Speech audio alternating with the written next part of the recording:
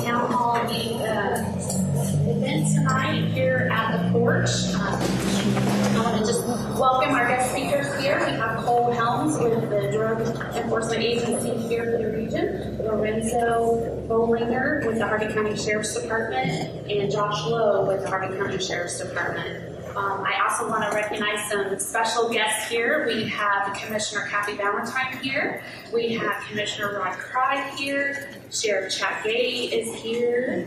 And Val Gleason at the hospital. And NMC Health, that's still hard for me not to say, New Medical Center. I think we have that covered for those guests that are here. Again, thank you for being here. A few housekeeping items before we get started with our presentation. We have bathrooms, restrooms right over here behind this wall. We have an information table as you walked in this evening.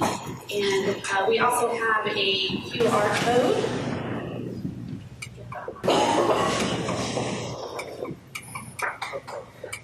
Oh, where is it?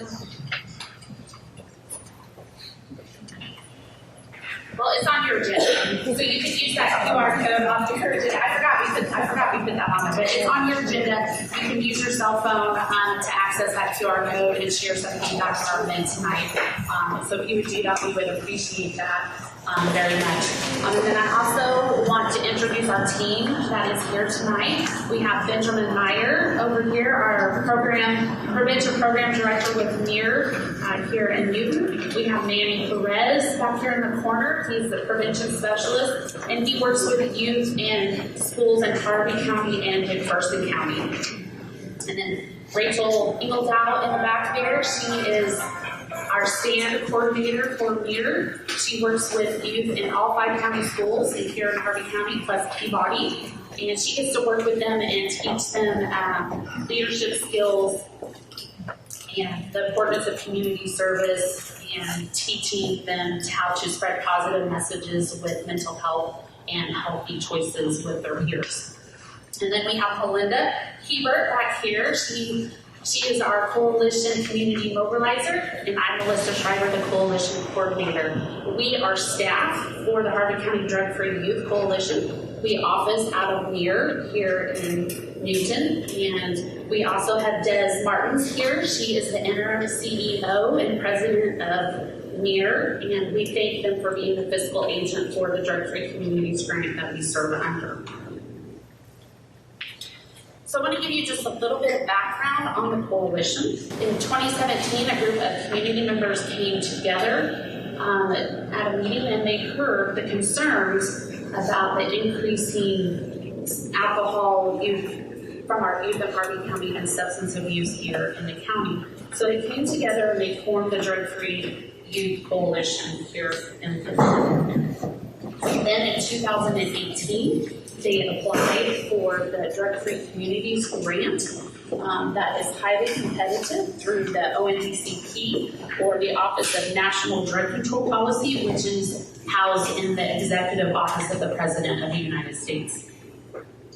And the Drug-Free Communities program is the leading effort in reducing and preventing substance use among our youth in the nation. Currently, we are in year 5 of the Drug-Free Communities grant. We will be reapplying at the beginning of the year for the next 5 years of the grant that will come to an end in the year 2028.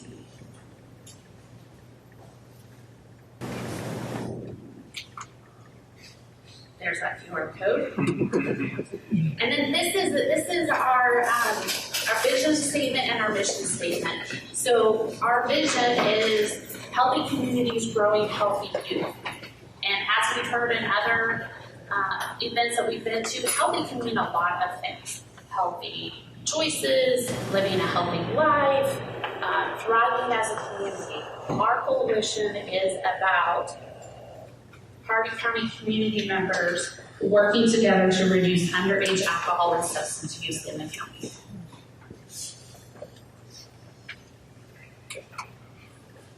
And these are the current initiatives that the coalition has brought to the county. We provide community awareness and education to all of Harvey County. We instrumented life of an athlete in our schools in making clear, consistent code of conduct amongst our schools in the county. We have school programming, Project Alert, Media Ready, and Teen Intervene.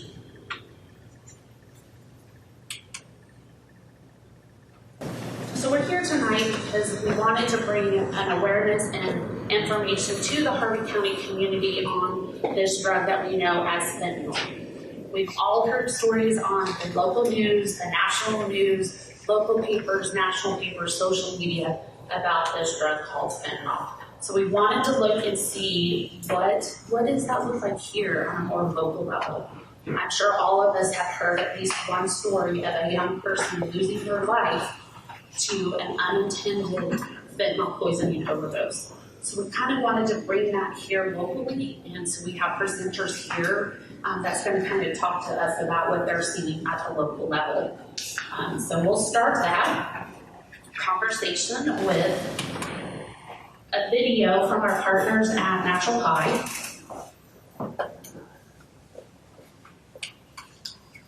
What is inside this vial could kill you almost instantly. In fact, this much would kill you and I if you slit it. It's odorless, tasteless, and is currently being disguised as nearly any drug you can buy off the street. This is fentanyl. Fentanyl is a synthetic opioid that is 100 times stronger than morphine and about 50 times the strength of heroin. Fentanyl has sedative effects and will rapidly slow down a person's breathing. Just a milligram too much of fentanyl can result in hypoxia, a decrease of oxygen to the brain, and can quickly lead to death. Sounds more like a poison than a drug. If you were doing just fentanyl and live, your body would begin having withdrawals within a few hours. Fentanyl is one of the most addictive substances known to man. It is also rather cheap to produce considering its potency, which is why it is being used in all types of illicit drugs.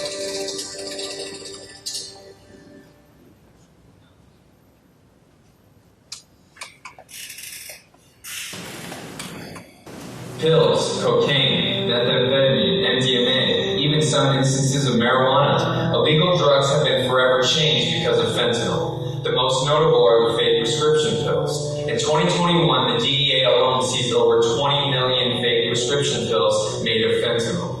These pills, designed to look exactly like prescription drugs such as oxycodone, Percocet, Xanax, Adderall, and more, contain nothing but fentanyl in a colored binder and are pressed to look just like the pills you would get from the pharmacy. The difference, though, is a matter of life or death. The DEA has reported over 42% of pills tested for fentanyl contain a potentially lethal dose. So maybe it's not the first pill someone takes, but one shortly after. Over the past few years, there has been enough fentanyl seized to kill every person in the United States.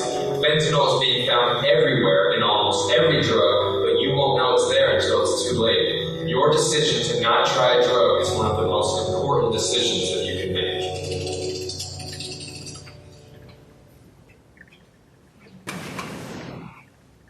Okay, so now I'll turn it over to Cole Helms with the DEA services here in this region. So Cole, if you could just give us a brief background after that, turn on. Very good. Just a brief background of yourself and kind of talk to us about what you're kind of seeing in our region when it comes to fentanyl. My name is Cole Helms, and I'm actually the group supervisor here for the Wichita resident office. Recently got promoted resident agent in charge. What I do is I cover the Wichita resident office here, and also Garden City posted duty, and then 76 counties in between. So basically 3/4 of Kansas, which kind of keeps me hot. With a lot of things going on here, my background, I was deputy sheriff in Oklahoma for about 3 years. I went to PD in Edmond, Oklahoma for a year. I got on DFY in 1998. I did 7 years in Miami, Florida, 12 years in Dallas, Texas, and my last about 2.5, almost 3 years in Panama City, Panama before getting transferred here. And I've been here since almost 3 years. So he kind of got me back to the Midwest originally. So that's kind of my experience. I did a lot of international investigations, got into kind of like international money laundering and stuff like that. If people don't understand what DA does, we kind of do a lot of undercover type work. So my first 5 years was doing undercover type work. We get into some other things where we do a lot more international and kind of explain how, and hopefully you're hearing me, hopefully we work things basically, for example, here in Wichita, but we branch out. Wichita is my focus. Garden City out there is my focus. But it's not only what's working in that and what's going on in that town, it's what suppliers, what drug traffickers are actually affecting these towns. So I will tell you here in Wichita, Newton's office is close to Wichita, we'll say the Sedgwick County area. It's coming across through California, Phoenix, Arizona, Texas. Everything goes down to Mexico. Mexico's the key. All right. You do have cartels here. You have Sinaloa, Cartel Jalisco. They're the ones that probably you kind of see on the news and everything. There are wars going on. That's Mexico. It changes. When you get to the U.S., it's all money. And I will tell you, and it might see me get a little emotional because I hate these guys. I hate the drug traffickers. They're very violent. They do not care what class you are. They don't care about your mom, your dad, your sister, your brother. All they care about is money. I've seen the mutilations, the beheadings, the skinnings, the acid baths. It really doesn't matter. So all their thing is to feed off now is how much money they're going to get. Fentanyl has pushed it to a different level because obviously prescription drugs, and now we're counterfeiting these prescription drugs, and they're actually targeting the kids. I think that's most recent if you see with a lot of the color or the rainbow type fentanyl pills that you see today. That's all that is going after the kids. Basically what I can tell you about fentanyl, there are some medical uses. I'm not a doctor. I know it gets into cancers and stuff like that, and there are some medical uses obviously for fentanyl. What happens is, and what the cartels are doing is they're getting fentanyl-related precursors from China. India's involved. They get them shipped down to Mexico. Cartels obviously have labs. They're not, I don't have any pictures, but it's not like a lab you would see legally to do fentanyl. They're made in jungles. They're warehouses, backyards, anywhere. Then with that, what they're mixing it with, and some people I think get a little bit confused because I think sometimes we put out it's counterfeit or it's fake, or they think it's actually a real Oxy or an Adderall and it's laced with something. You got to understand, anything that's bought on the street is probably going to be fentanyl. You understand that? There is nothing legal in that pill. They take that pill, they put fentanyl, caffeine, baking powder, whatever. So they have processing plants with making the fentanyl. They will actually have pill presses. You have pill presses, then you actually have the dyes that makes all the little pretty colors. These guys with one pill press can probably pump out, on the average, of 150,000 pills a day. All right? You do the cost on that. Now, a lot of these, you get to the mega labs, you're talking, they could have anywhere from 10 to 20 pill presses. So you can kind of do the math. I will tell you, pre-COVID here in the Wichita area, pre-COVID, a pill in bulk, when we did some buys here and there. And when I say buys, we would do like buy 500 pills or maybe 1,000 along that nature. We were paying anywhere from maybe $6 to $8 a pill. Now, about $1.50 to $2. So it's a lot cheaper. There's more out there. People that we actually work with or have working with us. I would say 6 months ago, I know it went down recently, we had an individual we know that was actually buying in Mexico 80 cents a pill. Now it's down to 40 cents a pill. So what I'm saying, do the math. If you're an addict, normally you're probably buying anywhere from 5 to 10 pills a day. Right? You could be paying $10, $15. I've seen it up to 20. So it depends. So you can kind of see the markup if you actually bring in 10,000 pills, what you're doing. I'm a little bit more on the cocaine doing with my career. I did some time in Colombia on some certain things, and so this gives you kind of a different view. Columbia cocaine kilogram, which is 2.2 pounds of cocaine in Colombia, is about $1,500 a kilogram. You go to Panama, you raise about $3,000, $3,500. Go to Mexico, it's about $10,000. Come to Wichita, Kansas, I would say you're going to pay between $25,000 and $28,000 for that same kilogram of cocaine. So that just kind of what I'm trying to explain. This is the mentality. It's all money. Cartels, drug traffickers, they do not care about anybody in this room. They only care about what's happening and how much money they're going to make. With that, we are actually working on things here. It is a little bit rough, and I even kind of stress out that not only me, a lot of guys I work with, we get just as frustrated as you guys out there on some of the stuff that's actually going on. So this is kind of like our passion. Is difficult. We run into roadblocks sometimes. We have to deal with some prosecutors.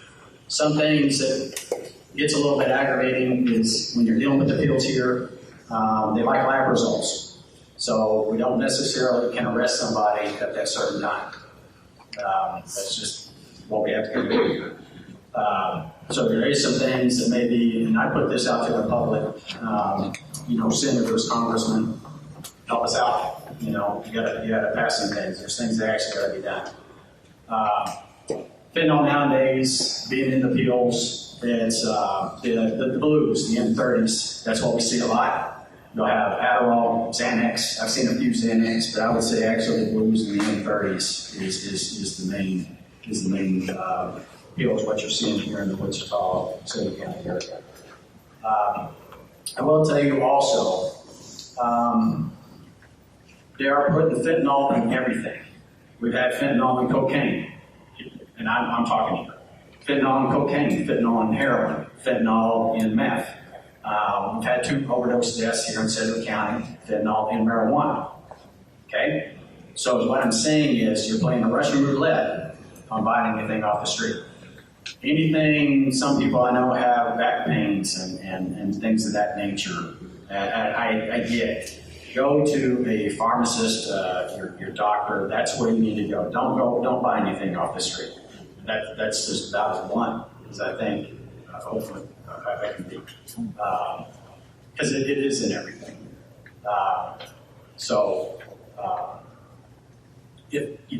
If I know we're on a little bit of time. I'm kind of pass it off. If you have any other questions afterwards, I know we'll get to some point. Ask me. I'll help you out, answer whatever I can. Thank you.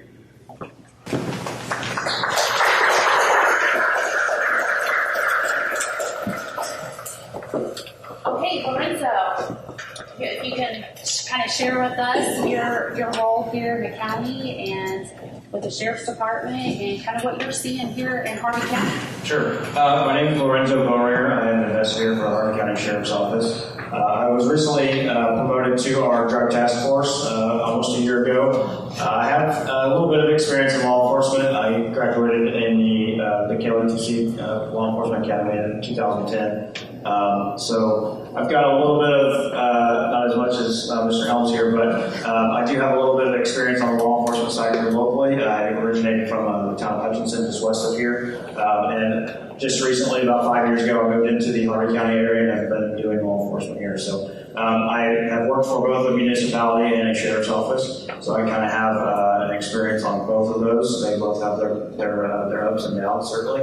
But the common denominator for us both anywhere, whether it's in the county or in the city, is the local drug problem. Since COVID, like Mr. Helms said, it's been a problem.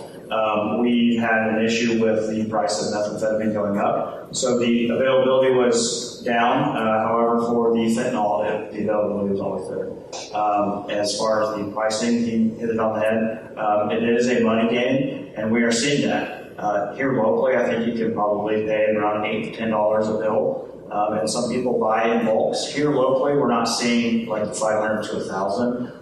We're certainly seeing large amounts for our area, 20, 30 bills at a time. But in the grand scheme of things, they're coming from Wichita. Sedgwick County area is our hub, and unfortunately, it comes right down the interstate.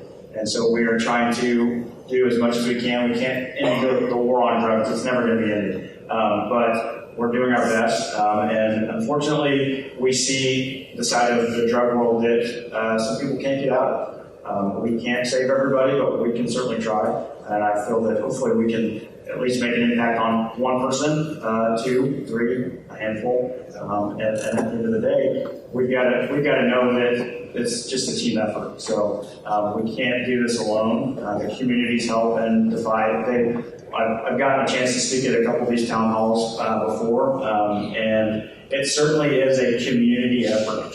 And to get to be able to get out in the community and be able to look at you guys' faces, to know that, hey, we are all the same team, we all have families, and at the end of the day, we're going to lose family members if we don't try to stop this drug world. So fentanyl is on the rise here in our community. I did pull a couple stats going back to 2020, and this certainly isn't everything reportable, but I can pull up. It is available to me, but some of them do go unreported. Some others, they, like this box here, it's readily available. It's Narcan or naloxone, and a lot of people have access to it. So they will overdose, and they will self-administer their Narcan, or somebody else will, and sometimes we don't know about it.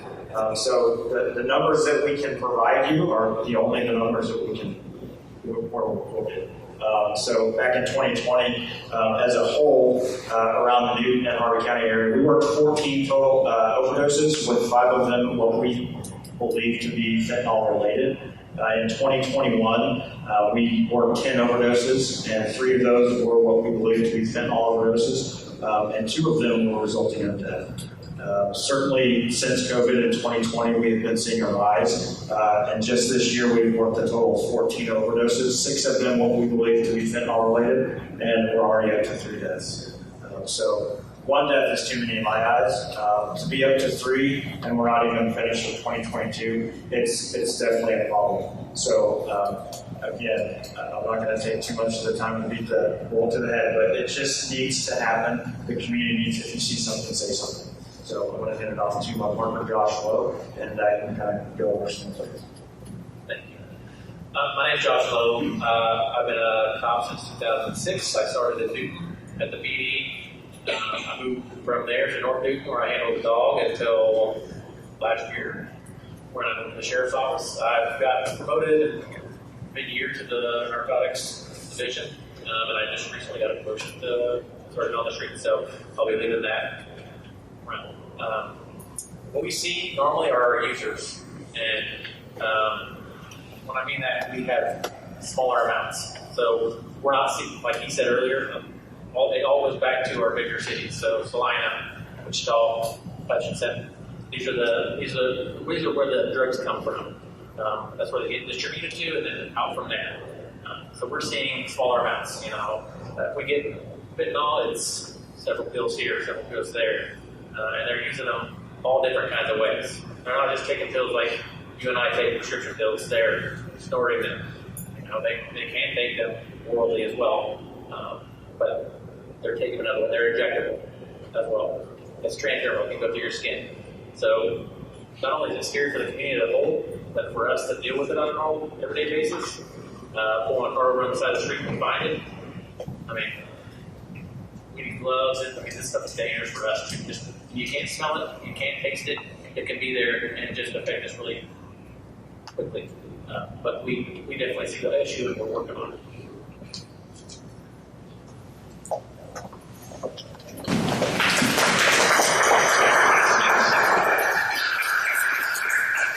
Okay, thank you, gentlemen, for sharing that. Next, we have a video that we want to share of a person's personal life experience. Hi, my name is Lisa Corwin. I am a student at Newman University, MSW. I have my bachelor's degree in sociology, and I also have my associate's degree in psychology. I am a licensed session counselor at Mary, and also the outpatient manager at our Hutchinson location. So this may sound pretty normal for most of you, or at least professional attending. but it's really a great fortune that I have escaped my own death and I'm able to give you this presentation today. Most of you can likely presume that I had a history of substance use. And I think that most of you are curious, not so much about the details of the story, but maybe in hearing a little bit of information about the opioid use themselves.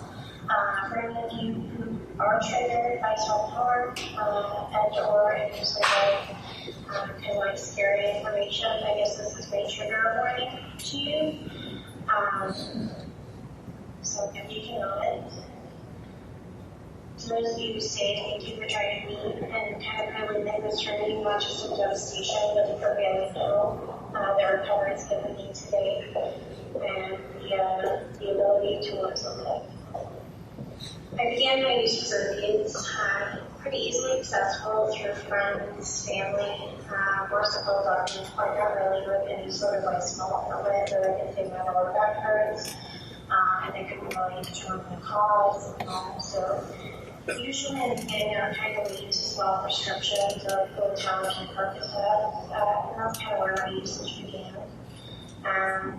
Opiates always kind of gave me this promise that I would feel this super euphoric feeling, a feeling that outweighed anything else or removed all fears that I had. I felt untouchable. I felt like I was the better version of me. And now this promise was not always delivered through amounts that were deliverable by prescription. So my usage progressively worsened. I basically began seeking out additional prescriptions, finally filling my own for stronger medications as my tolerance would increase. Opiates always promised me a euphoria, but they also forced me to become this person that I had never imagined that I could. So fentanyl combined oxycontin was kind of like my definition of perfection. It provided this euphoric experience that I can only describe to you as what I consider to be as religious, that it wasn't. So I started using opiates when I was about 18 years old. I quickly switched from alcohol use over to opioid use. And basically the transition was really easy, probably too easy. Like I said, it started out with Rotaft and Percocet, and then I took those until I was about 24. I got pregnant with my son. And this wasn't a planned pregnancy. It wasn't something that I saw coming. So I didn't know what to do. So I went to the doctor and I was prescribed methadone during my pregnancy. Now I found out I was pregnant probably about 2 months along.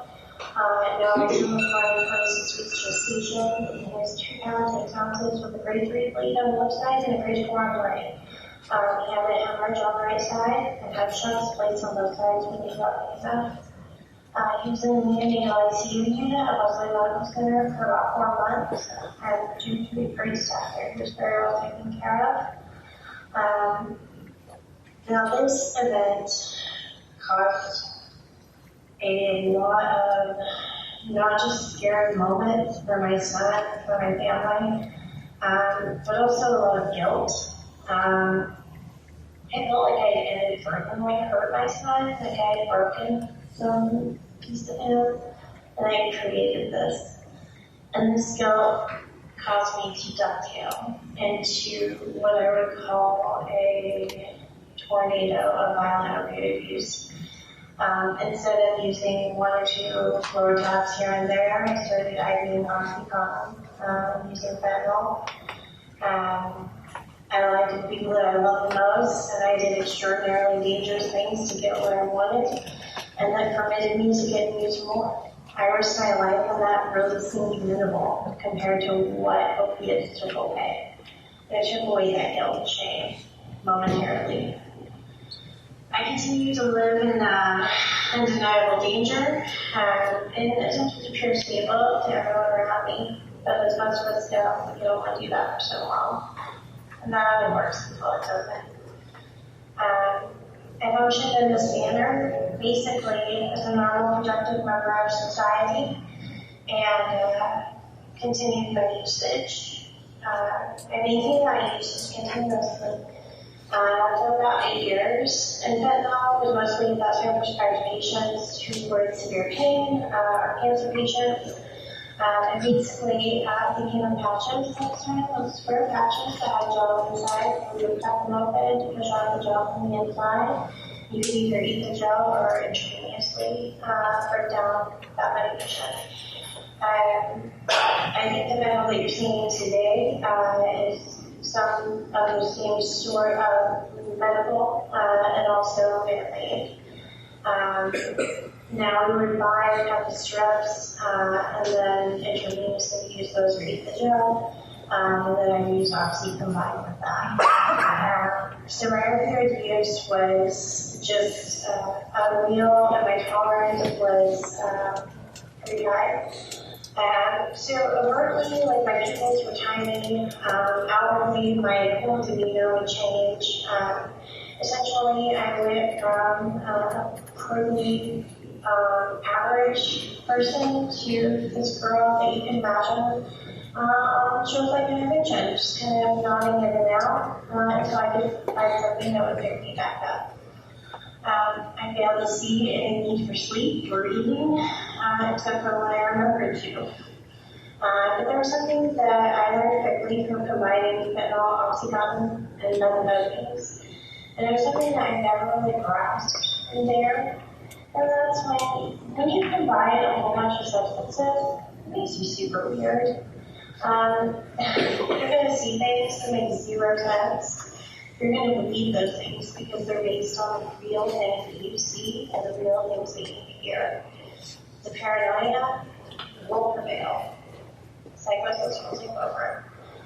And you won't be able to determine reality from the delusion. Before you swear you'll never do it again and get what you want, and of course, I walked around for 8 years, and then out of reality, barely hanging on for that promise of euphoria. But they never told me what it would cost me. My use cost me more than what I felt like I was worth at the time. And I kept on risking my life and the life of my child to continue my pursuit of happiness and the thought that fentanyl gave me.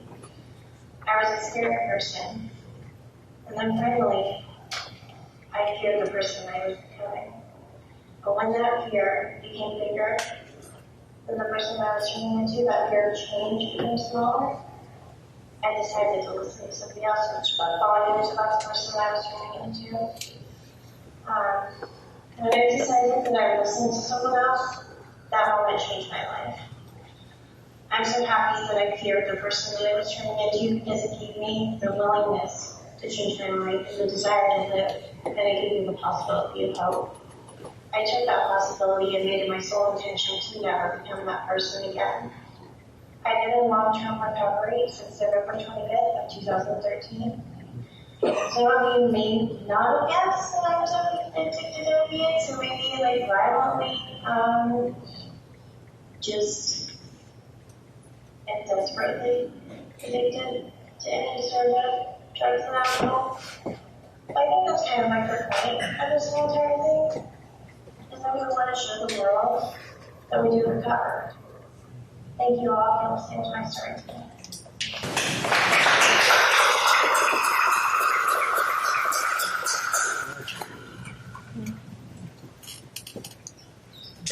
Okay. Does anyone have any questions for our speakers or any comments tonight? We'll open it up for that. You, sir, in the back. Yeah, I have a question. This is a question that was brought to me by my hospital. This was a question that was brought to me by my wife's granddaughter. There was a deal we were watching on YouTube regarding this stuff. And there was a person who was telling the story, and one of the questions was, if it's so deadly, how come she's telling us? I didn't know how to answer that. All I could say was, try to compare it to someone who drinks all the time compared to me who drinks once, on a daily and on his wine. I didn't know how to respond to that. Can you tell me how that can be? Because I'm looking at this and I'm trying to explain to her how this stuff is Debbie, and I think that what she's trying to tell me is that I'm trying to put fear into her. And it's kind of like upsetting me just watching this, so I'm sorry.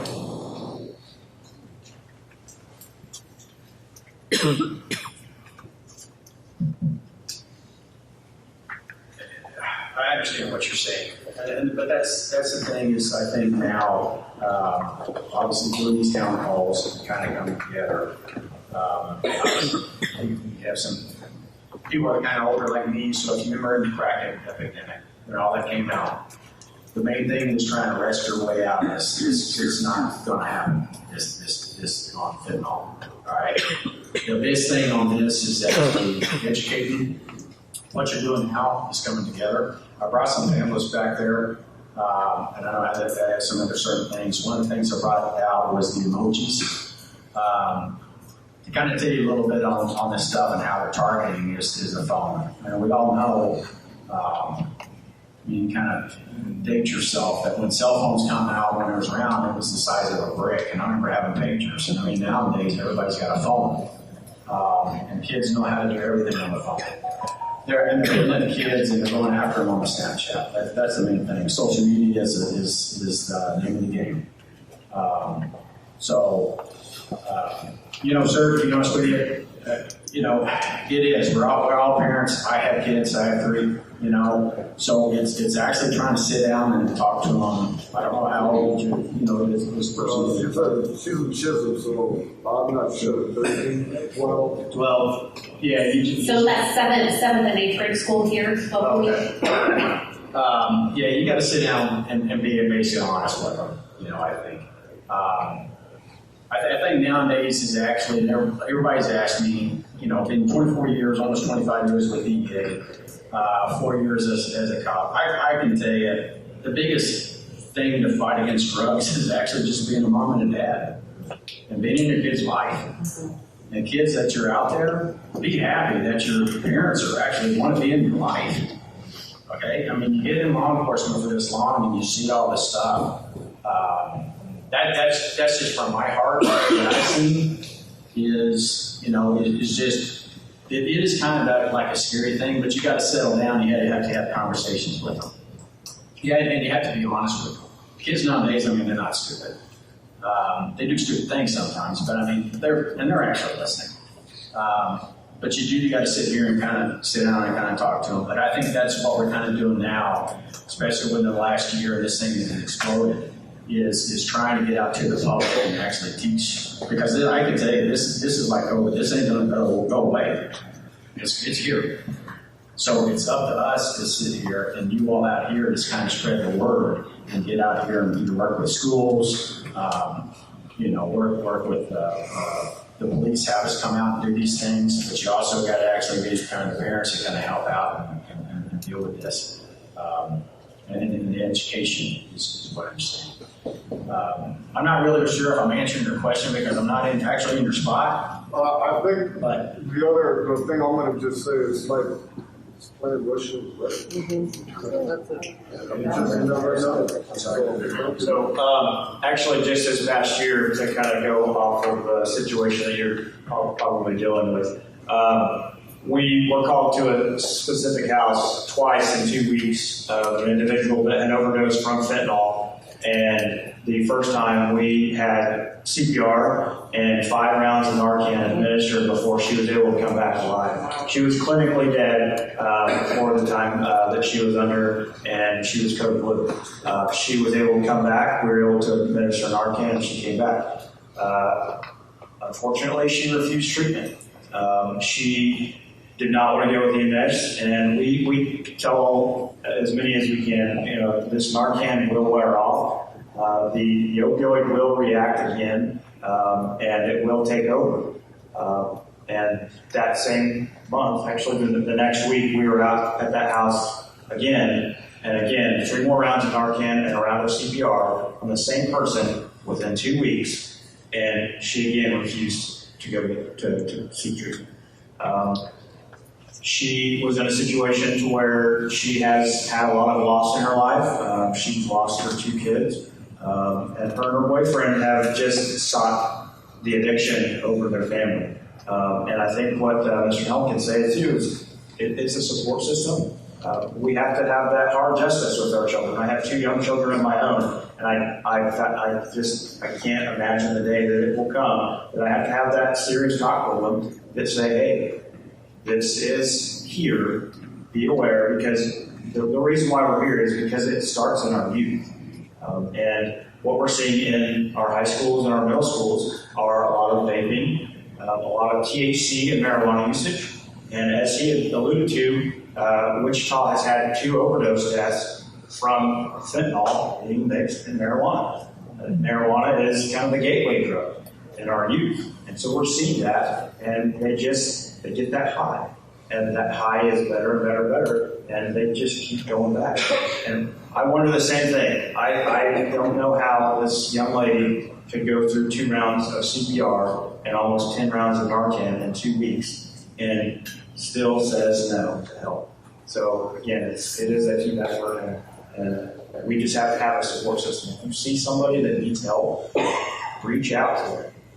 Offer some services. If we can offer services, we will. We also have a job to do that we're trying to combat this as well, and a different set of things. So it is a team effort. So there are no charges filed?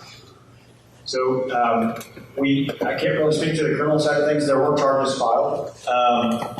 But like Mr. Helm said earlier, we are fighting with legislators and prosecutors. We can't really file charges right away as quick as we want, just because we have to send these things off to the KPI lab. They have to come back with positive testing, and to be able to get through the judicial system, it is a long process.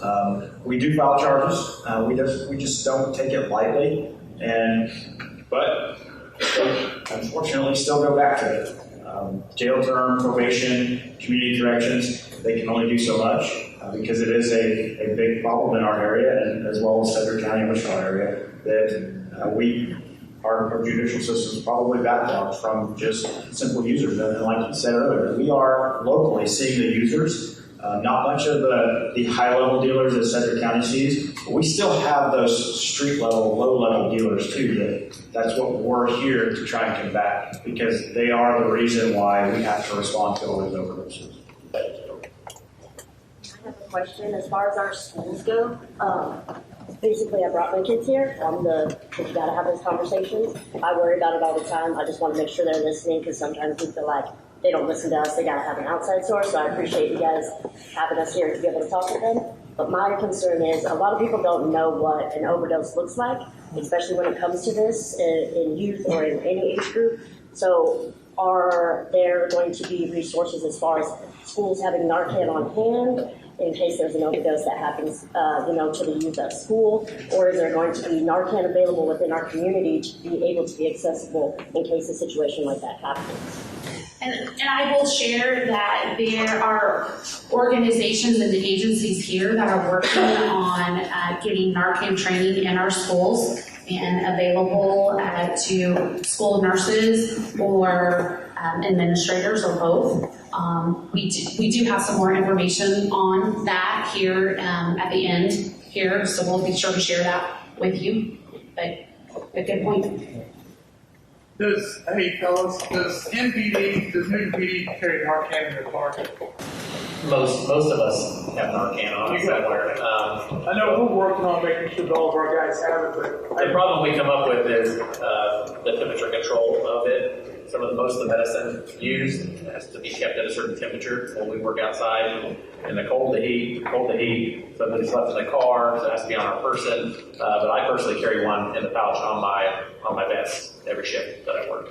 It goes in and out with me on a daily basis. But to his question that was about use and why is that lady still alive, it's most likely because she started slow. There's guys that use eight fentanyl pills a day that I've talked to myself. 8 a day. And then we can have one person go out and they tried it once, and that was it. We got to remember where this stuff comes from. It's coming from a lab that doesn't have any tests. They're not checking. They're just putting spoonfuls or shovelfuls full of fentanyl and mixing it together, and they're stamping it and pulling it out. So maybe you got a heavy day for your first use, and that's what kills you. Whereas there's some heavy users that are using 8 pills a day, that can take that. History here and then around here, we've seen more overdoses with single users, either they don't have that medicine to administer to themselves, or they can't, or they've relapsed, meaning their tolerances, they were really high. They were a 3-pill-a-day user, and now they got off of it for 2 weeks. Their body's coming back to normal ranges, and they have a relapse. They use, and they overdose and they die. So that's maybe you can tell them that. It's a, like you said, Russian roulette. What are you going to use? Something that somebody's made to shovelfuls of drugs? No one's testing this stuff before they put it out. They're just selling it. It's all a money game. They don't care. Don't care who it affects. And there's really no way to know how much fentanyl is in one single pill. Like they said, one pill could be a tiny amount and another pill could be a larger amount. So that's where the Russian roulette comes in that you all were speaking of. Now, we have several people that have some comments and questions, so we'll get to you.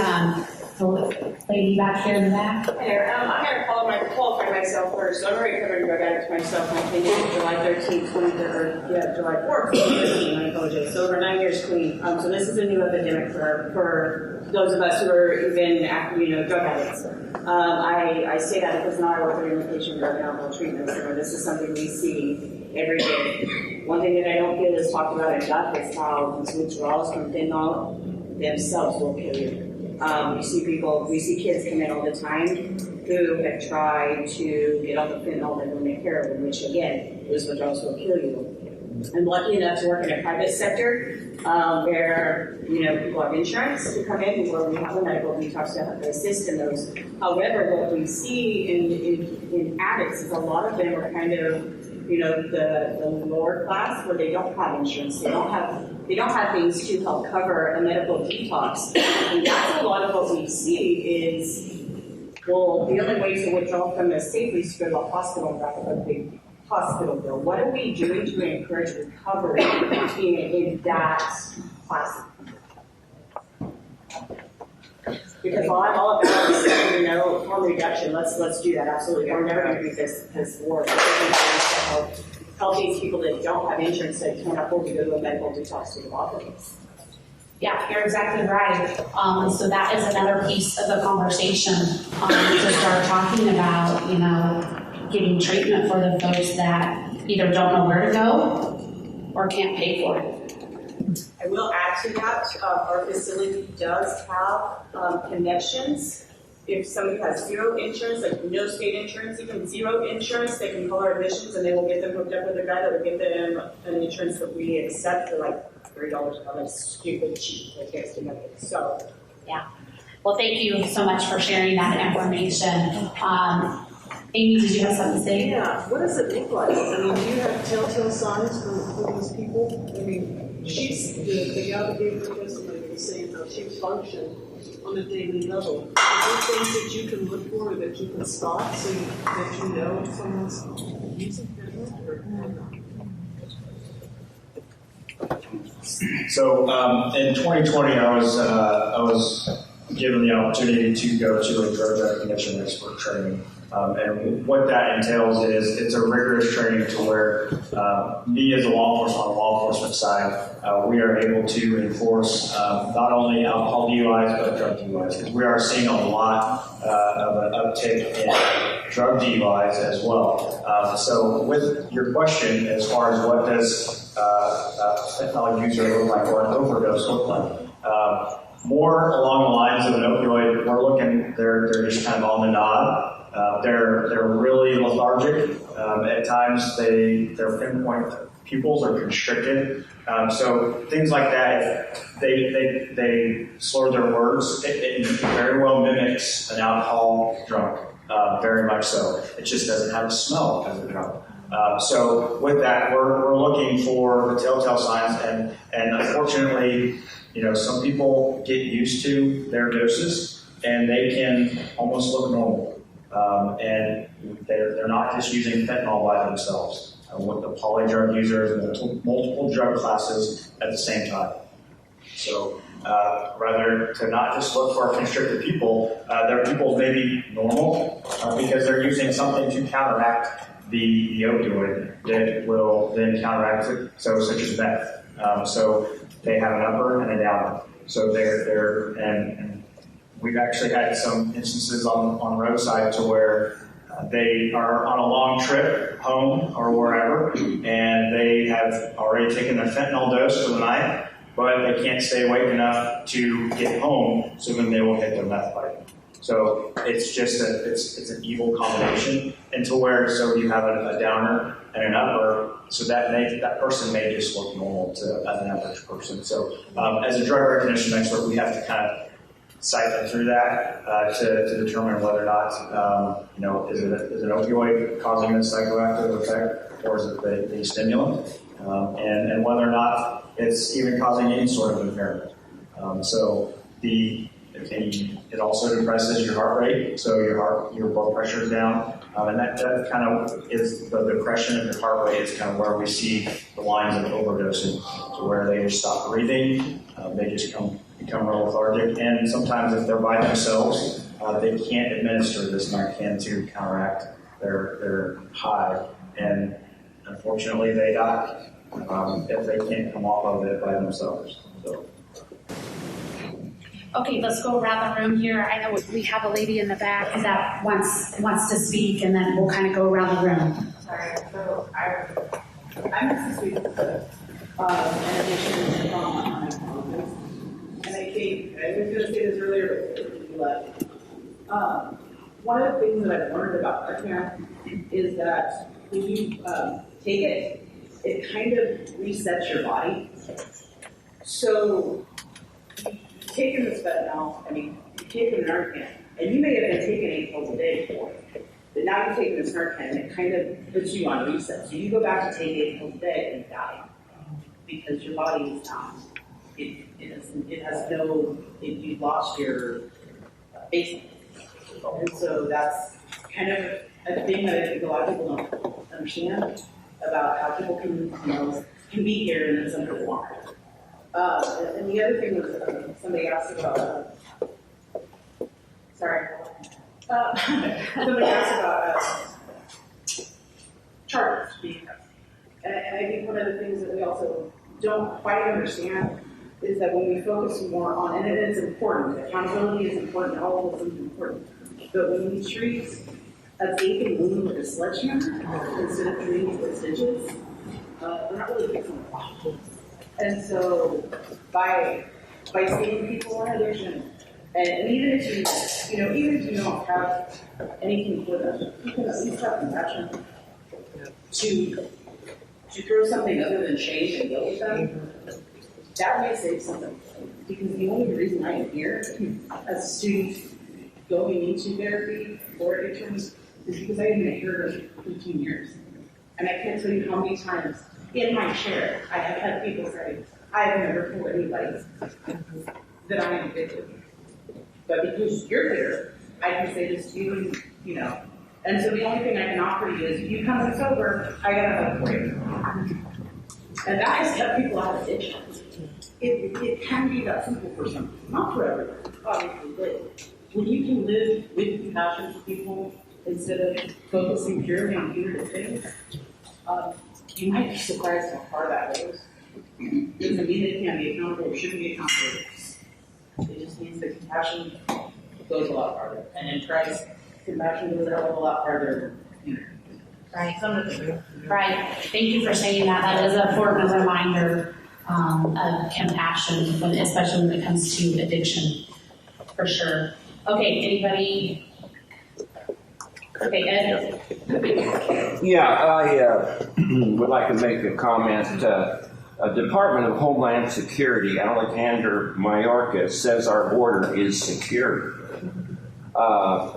Vice President Kamala Harris says our border is secure, and she is actually the border czar. So, it's a very secure border according to, I would say, our president. Now, my question to you is that do you believe that the Biden administration is doing everything possible to stop the cartels from bringing in fentanyl into our country? Are they doing as much as they can? I understand the Biden administration wants to spend wants to have 84,000 new IRS agents. I prefer 84,000 new border control agents. So, the bottom line is, as Vice President Harris said, let's get to the root cause of fentanyl coming into this country. So my question is, what is the root cause? Do we have a secure border, as our border czar says, Kamala Harris? She says the border is secure. Don't worry about it. Do you agree with our Vice President that the border is secure? And another thing, when somebody dies of fentanyl, is Joe Biden and Kamala Harris, do they have any responsibility in that death?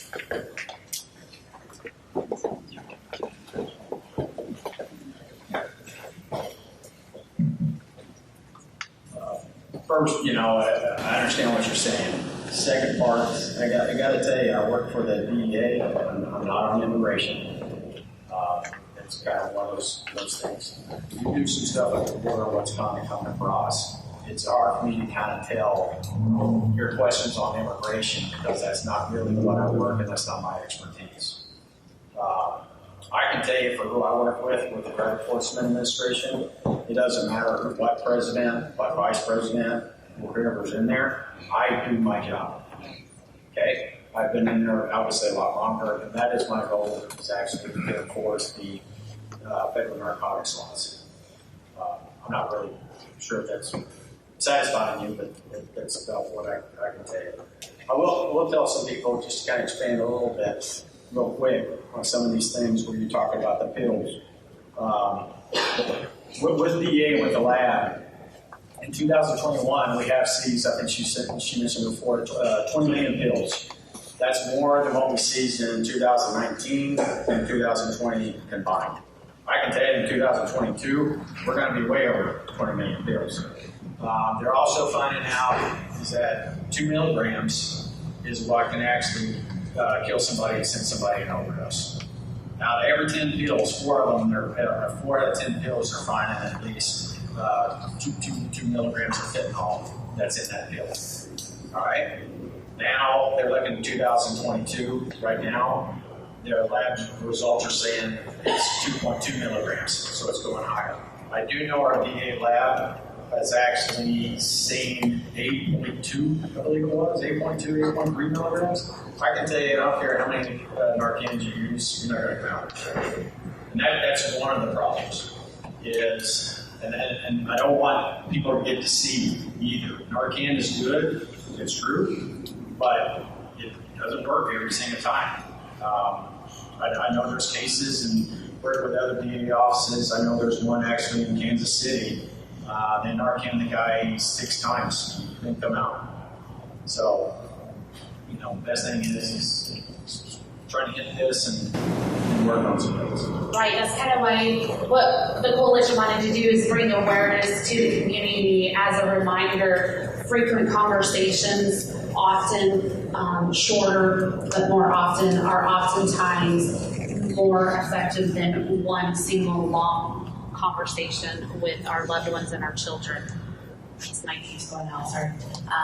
So just a reminder, more conversations, more often, shorter, keep it going so it stays fresh on people's minds. And I think you wanted to say something? You don't have to. Well, I'm part of the Community Chaplain Response Team here in Harvey County, and we do have services. You guys know that. We have services that we help those. We happen to have a client that we did lose, which you probably was one of those. Some of us can't hear. Okay, let me give you the mic so they can hear you. Sorry. like you said that, but I'm part of the community chaplain response team, and we do have services that help. And we are peer mentors, and so we have groups that come in and they just kind of talk with each other about what are they struggling with. We did have one client that had been involved with the cartel, and our concern was, because they were after this person, our concern was they were going to come in our door and probably tell her that's what they were going to do. But I think it's very, very, very important that we let our youth know the cartel is dangerous. Because some of these kids don't know that. And I think that's really important. We also go to drug court with our clients. And most of our clients are coming from jail. And unfortunately, we lose some, which is heartbreaking. But that support from other addicts, and a lot of people don't know this, I am a 17-year recovering addict from opiates. So, I think that experience helps as well. But, and I have grandkids, and it is there. So, I just wanted to put it out there. We do have resources. So, we interview first, and the same way with drug court, they're interviewed. So, feel free to get a hold of us. I do have business cards if anybody wants one. And, we're trying to do the same thing. We are trying to reach not just our youth, but, we've got some people in their 70s. So, thanks. Thank you. Thank you for sharing that.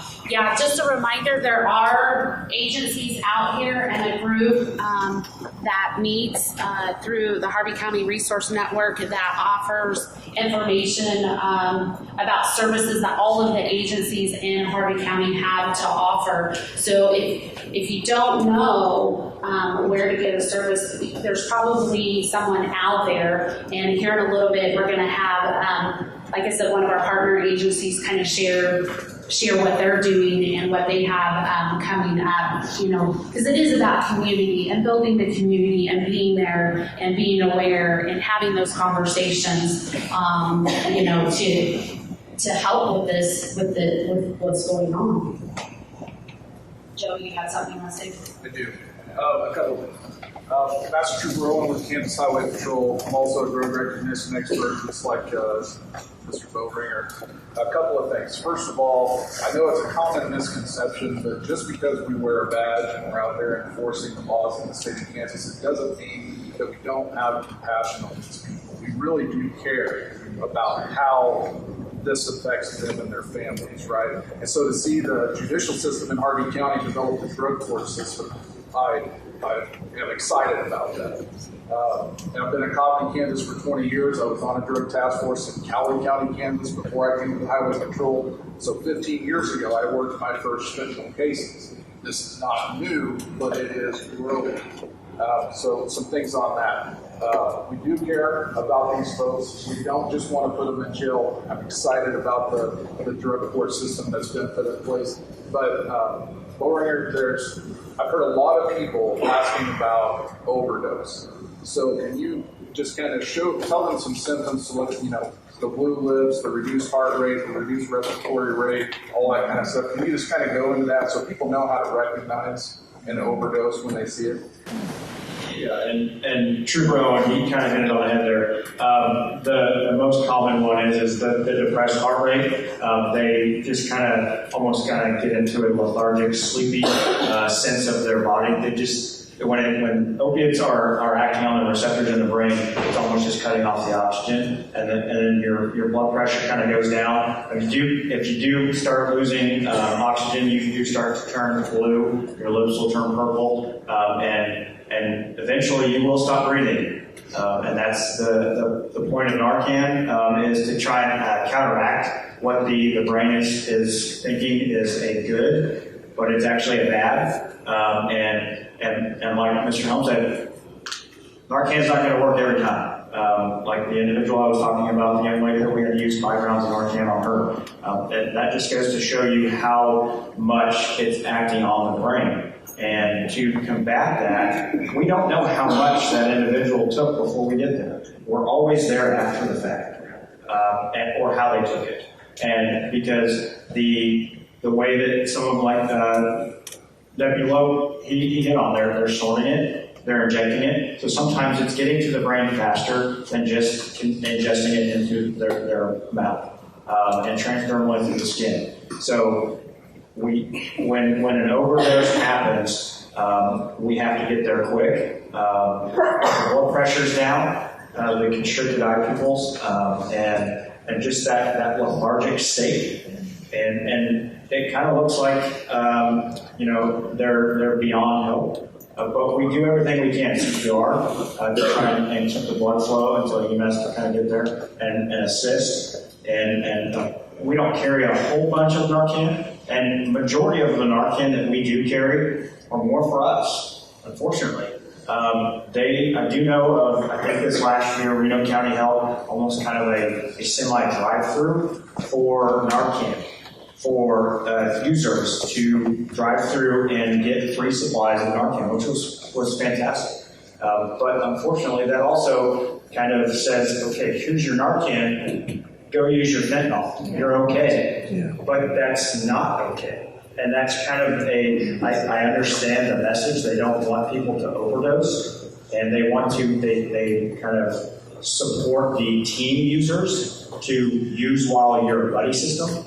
But what happens if your buddy can't help you?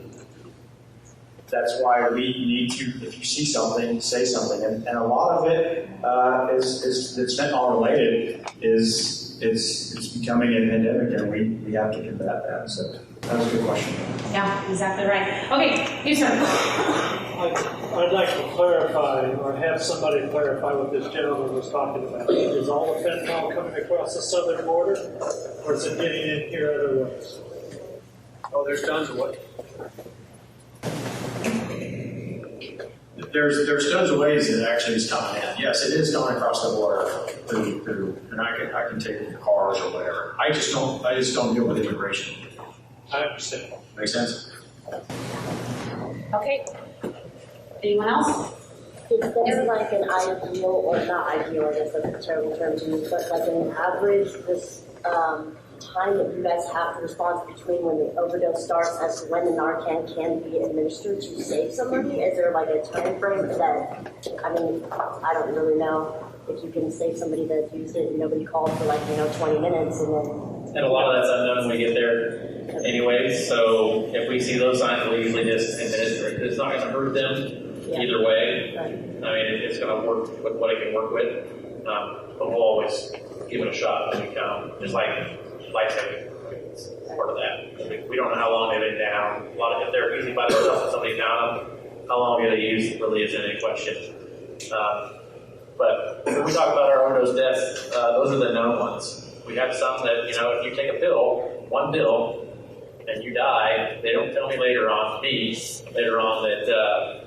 it was because of fentanyl. I've had numerous where, what did you take once you brought them back? And they won't tell us. And then maybe their family members are like, oh, well, I think they took a pill. We'll never know. They're not going to the hospital to get tested, even though we say, hey, that drug's going to wear off, and you still have that drug in your stomach going through your system. So those are the ones we don't know. And those are more often than the ones we're finding that are deceased and we can't save. Yeah, like we said, the earlier you start the conversation with your kids or your loved ones, the more often that you talk about it. We can start that now and try to work towards educating our kids and our loved ones on the effects of these things and the dangers of these things that we're seeing in our community. At the same time, getting that support for those that need it the most when they get addicted to these things. Anyone else? Okay, we're about to wrap this up. So we just want to thank you all for attending and getting informed. tonight. It was a great turnout, great questions, great information. So I hope you all leave here with some more information and awareness, and can have those conversations with your children and your loved ones. Before we go tonight, Jay Hawes is here, and he wants to share with you an upcoming event that they have here and kind of tell you what they're doing here in their community. They're kind of new to the Harvey County here recently, so I'm just going to pass it over to him to tell you all what they have going on.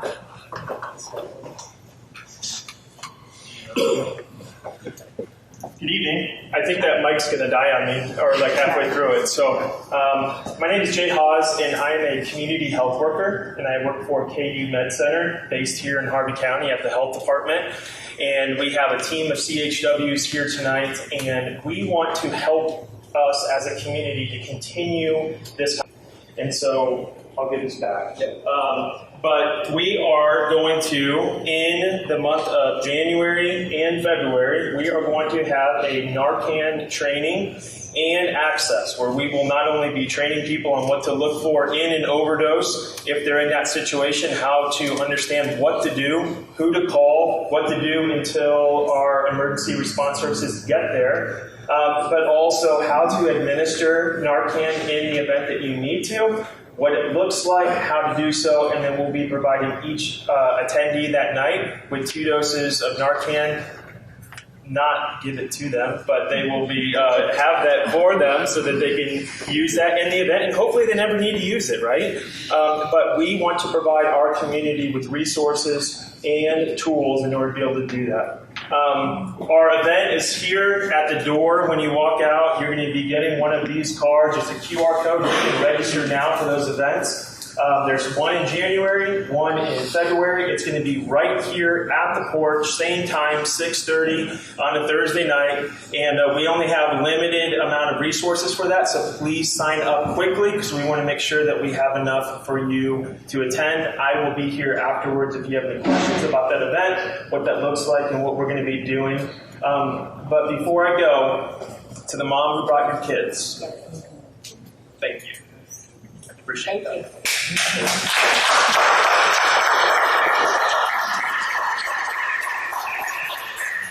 Okay, again, thank you to our gentlemen that came, Cole,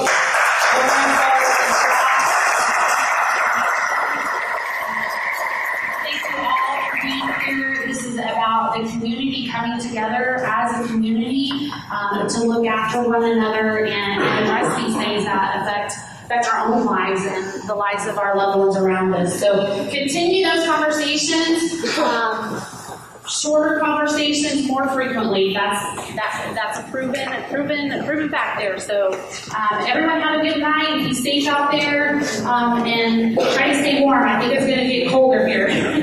Thank you.